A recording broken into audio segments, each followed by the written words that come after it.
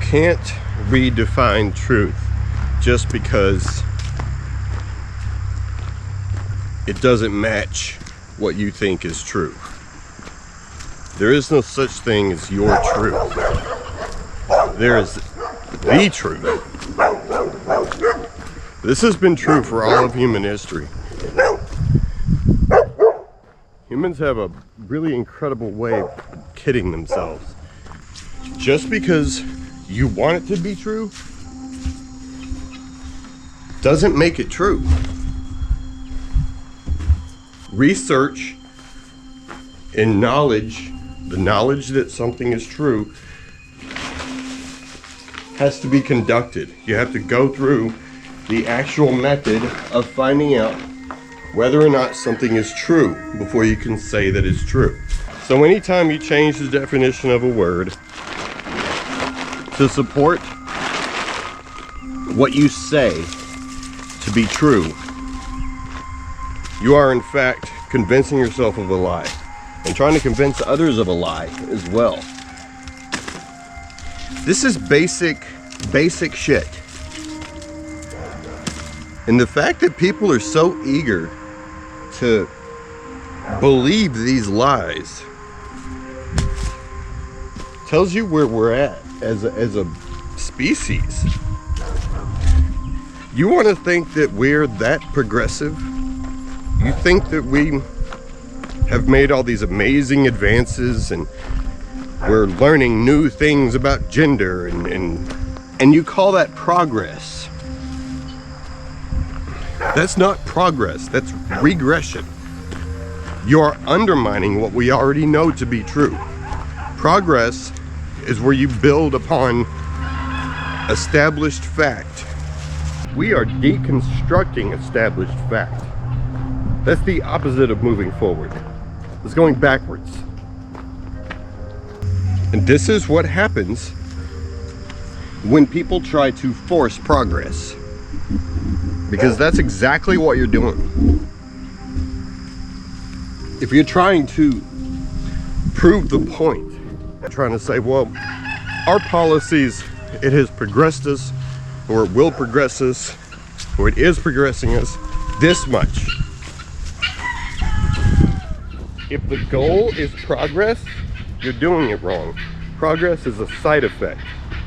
It's something that happens naturally. Because people have the freedom to think. People have the freedom to pursue knowledge and truth. And when you limit or censor truth, you're limiting knowledge. Progress can no longer happen. Progress cannot happen in a society that isn't free. And to all of you out there that think the government is the source of progress and can make a difference and has your best interest at heart, the government does one thing for one reason only. Two reasons, but they're the same thing.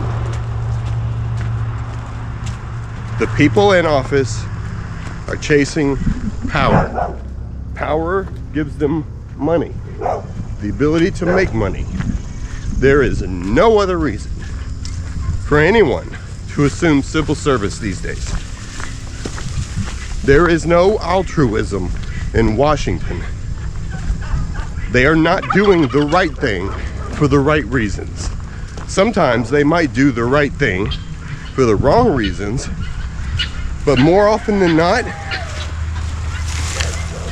they make horrible decisions that only benefit them.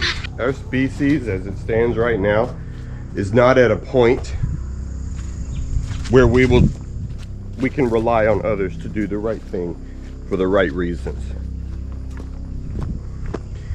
I mean, look at where we're at now. We can't even agree on what the right thing is. We can't even agree on basic biology. So trusting that we're making progress because we're forging it on purpose is not progress. Progress cannot be the goal. It's just a way of justifying authoritarian and totalitarian control. What is control? It's having power over other people. What does power get you? Power gets you money.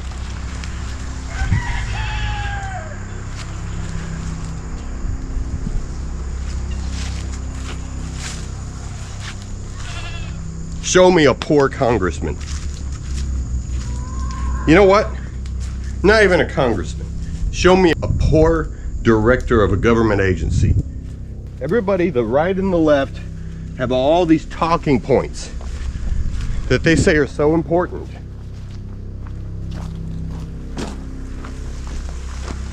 But then at the end of the day, everybody whines and complains about the politicians in Washington. I think there's a lot of people out there, it would seem to me, as I've grown up in my 38 years, nobody has anything good to say about politicians in general. The general understanding, even from when I was a kid, was that they were all liars. And this has been just generally understood, like the butt of a joke. So why do you think a certain politician saying what you want to hear has any good intentions? Why would you want to be a politician? And I don't mean answer that to me. I mean answer that to yourself. Ask that to yourself. Answer it yourself. Why would you want to be a politician, a congressman, congresswoman? A good underlying reason, the reason you don't say to become a politician. Now you can say, well, I want to make real change. I want to make effective change. I want to eliminate this and make life better. But anytime a politician says to make something better, to build better or build it back better, that in itself tells you where their head is at. And that tells you that they are not being altruistic. The goal of our nation and why it was founded was not to be better. It was to be free. Freedom is what gives you the ability to progress as a civilization and as a species. Anything that contradicts freedom to be better towards one way or another is evil, because it will trample the freedoms of people who don't agree with that way. You cannot make everybody the same. So your grand idea of what you think the world can be doesn't match up with mine. It may be similar, but it's not mine specifically. So if we can't all agree on the perfect route to take, that means somebody will always have their feelings hurt. Now what's the alternative to that? Freedom. The freedom to live your life the way that you want to live it, and the same freedom for me. That's the best we can hope for, because we don't all agree. We can't even all agree on what's good and evil. Some people don't even believe that evil exists. I'm serious. You see it all the time. Now, I'm not a Christian, not a practicing Christian, but I'll walk with Christians so long as they practice their faith and they don't try to impose it on me. Like I said, your ideals of what perfection is and what progress is will never match up with the rest of the world. They may match up with a group of people that you can connect yourself to, but what do we know about human history? What has human history shown us about mob-think? About a giant group of people that all think the same way, enforcing their will. When has that turned out well? Somebody always gets their feelings hurt.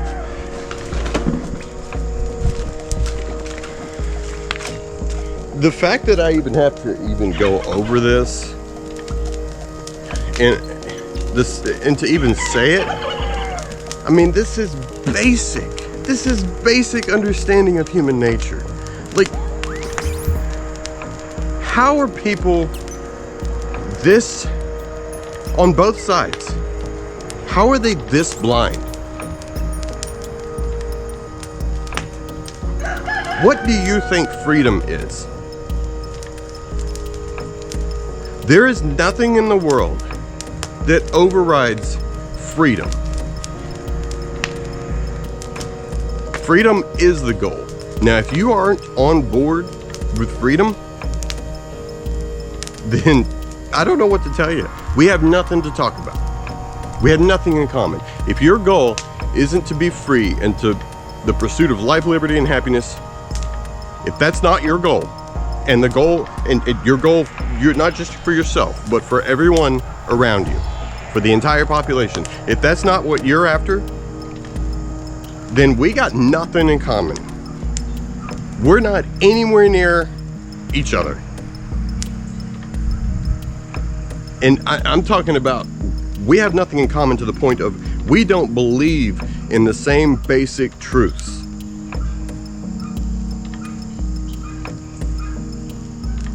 There's no way to have a conversation with that. I cannot stand here, and I will not have a debate on the virtues of socialism and communism. I will not. The bigger the population, the less it will work. Now, you get a group of 5 people can probably practice communism pretty well. In fact, we do it all the time with friends and family. We don't govern over friends and family. You give to friends and family for altruistic purposes, and then they give back to you. You share. You spend time together. You're a little community. Now, communism in that form, in that setting, we do it all the time. But we see it as altruism and socializing with other people. Communism with strangers, trying to make all the strangers of a population, of an entire nation, trying to say that they're all your friends. And guess what? We need somebody to run that nation, so we'll just give it all to the government. We'll all be friends, and we'll do what the government says, and we'll be friends with the government, then everybody can be friends. That's a freaking pipe dream. We are not anywhere near that as a species, and I doubt we ever will be because of the truths of human nature. So forcing it will never work. And anybody naive enough to believe that it will, I don't know what to tell you. You need to grow up. You need to read some history. And I don't even mean that mean. Like, I really want you to do that. I really want people to look at themselves, look internally first, and then look around at your fellow humans and look at our history, our shared history, our world history. Learn about what has happened before you got here, because a lot has happened before you got here. We're playing catch up. We're late to the party.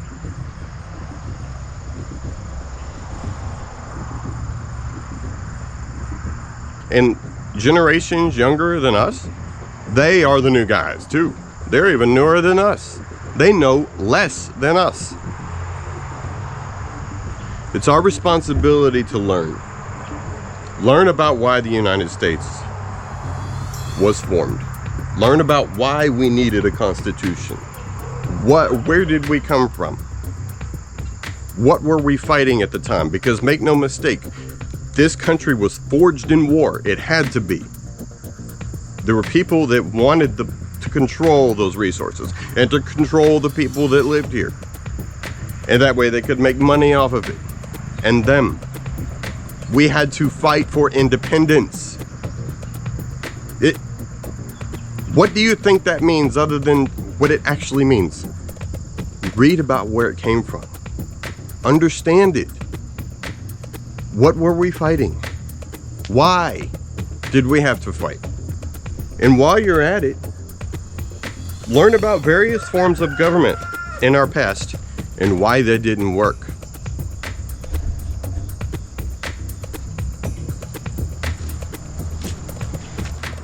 Learn, then speak.